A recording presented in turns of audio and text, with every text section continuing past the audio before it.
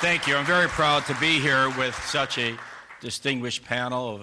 And today, as we speak about Ashraf and we talk about Camp Liberty, really talking about families, members of your family and our family. I say that because it is important. Not only the Iranian community, but others leaders, not only nationally, but I come with a different perspective. From all of you around the country, go back to your communities and talk about what is happening at Camp Ashraf and Liberty. Talk to the people. Talk to your mayor, city council members, county officials, the governors. Talk to them so we can get. Washington is hard to move, but people can move Washington. And that's what the message is today.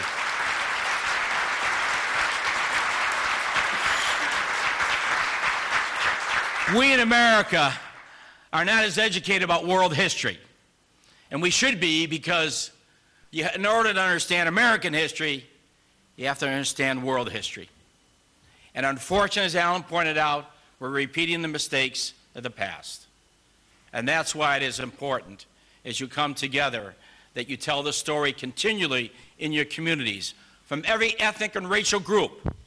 Because if you don't, this story will only be isolated only to the Iranian community.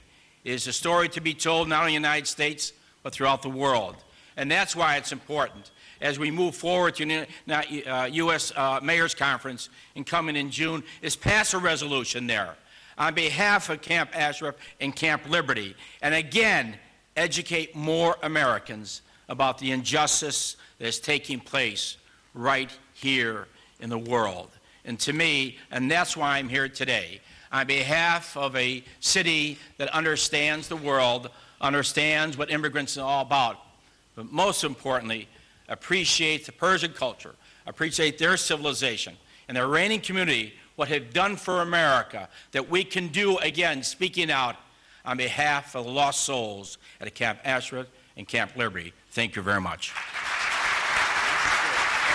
Let me thank Congressman Tancredo for his generous introduction. Our swords are pointed in the same direction today. And what those swords are pointed at is the gross injustice of the very existence of the regime of the mullahs and the ayatollahs, which subjugated an entire people. And they will be gone, and we have to do something about it now. Now, so we've talked about the Arab Spring. We need an Iranian Spring. There was an Iranian Spring, and it was repressed by the mullahs and the ayatollahs. And we need to support justice everywhere because, as you know, if there's injustice anywhere, then there's injustice for all of us. The United States has a responsibility. We can complain about Maliki and we complain about the Ayatollahs all we want. The United States of America has the ultimate responsibility for the safety of the people in Ashraf, and each one of the people in Ashraf has that in writing, signed by the senior commander of the United States Armed Forces.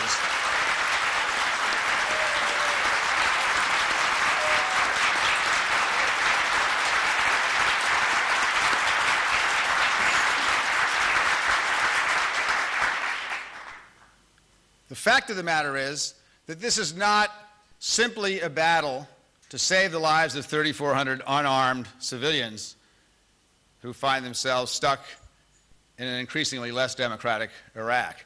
This is a battle about what kind of country the United States of America is. If a country seeks to set an example in human rights and freedom and democracy, then that country has a higher standard than the Ayatollahs and Prime Minister Maliki. And we seek to set that example. And so we will be judged not on how dirty Camp Liberty is, not on what the Ayatollah said and what Maliki did. We will simply be judged on this criteria. A single life lost from one of the unarmed civilians in Ashraf that we have sworn to protect is a black mark against the legacy of the United States of America, and we are responsible for that.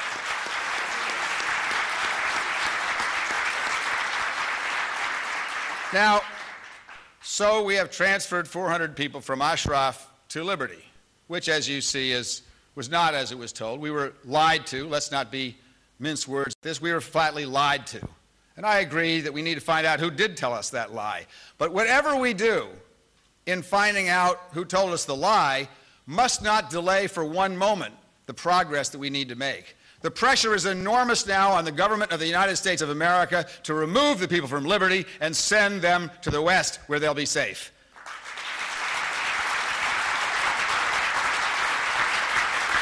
The fact is that there have been deliberations about whether we should bring 400 more people. Well, not only are the conditions outrageous, but the fact is there isn't room for 400 more people in Camp Liberty right now. So the United States government must remove the people from Camp Liberty, send them to Western places that will take the refugees before we transfer the next 400, because there simply is not an ability in Camp Liberty to put up with 400 more people in those quarters.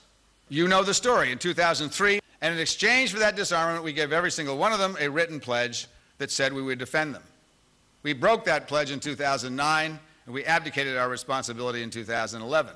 47 people were murdered in cold blood by Maliki, the mass murderer. But that's not all.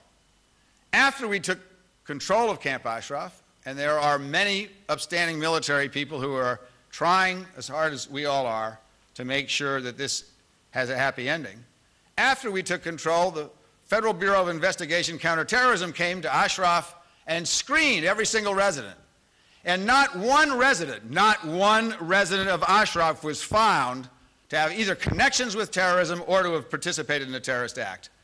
There is no justification for the MEK to be on the terrorist list in the United States, and the District Court of Appeals has said so.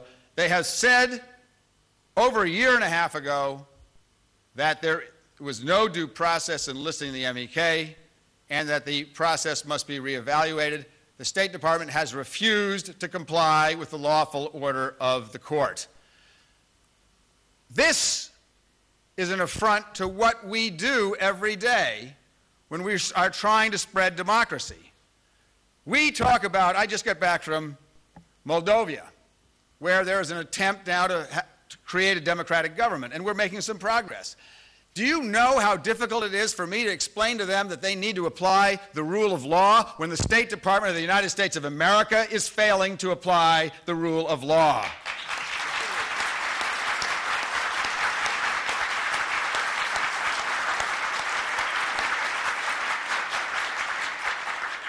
A few weeks ago, I spoke to a group in New York, and I talked about competence, ethics, and morality. The competence, the ethics, and the morality of the United States government are on the line. The people from Ashraf have done what they have been asked to do. They have moved out of their home of 25 years, essentially into a prison which would not meet the standards of any institution, even in the United States of America or anywhere else. And they have not met United Nations standards. We were lied to when we were told that that was the case.